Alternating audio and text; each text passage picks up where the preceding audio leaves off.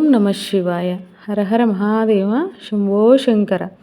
గుమ్మం కన్నా పెద్ద గంగాలము గుమ్మం దాటి లోపలికి ఎలా వెళ్ళింది?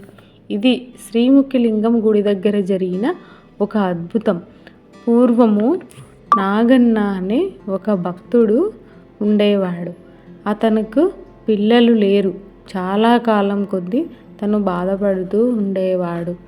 ఒకరోజు తన భార్య తను ఇద్దరూ కలిసి గుడికి వెళ్ళి తనకు పిల్లలు పుడితే గంగాళము నిండా పాలు తీసుకొని వచ్చి ఆ శివయ్యకు అభిషేకం చేస్తానని భార్యాభర్తలిద్దరూ మొక్కుకున్నారు. కొంతకాలానికి తన కోరిక నెరవేరి తనకు ఒక కొడుకు కూడా పుట్టాడు.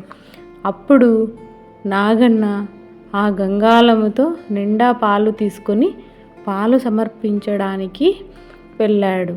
ఆ పాత్ర గుమ్మము ముఖద్వారం కంటే పెద్దది కావడంతో అక్కడున్న భక్తులతో కలిసి ప్రయత్నిస్తున్నాడు. అప్పుడు అక్కడున్న మరికొంతమంది భక్తులతో కలిసి మళ్ళీ ప్రయత్నించినాడు. ఎంత ప్రయత్నించినా లోపలికైతే తీసుకువెళ్ళలేకపోయారు. అప్పుడు తనను నా భక్తిలో ఏదో లోపం ఉందంటూ నాగన్న ఆ గంగాళాన్ని బయటే వదిలేసి నిరాశతో ఇంటికి వెళ్ళిపోయాడు. అయితే తెల్లవారేసరికి ఒక అద్భుతం జరిగింది. ఒక మనిషి ఎత్తలేనంత బరువు, గుమ్మం పట్టలేనంత గంగాళము, తలుపు తీయలేదు, గోడలు పగలలేదు. అయినా ఆ గంగాళము గుడిలోకి శివుడి ముందు ప్రత్యక్షమయ్యింది.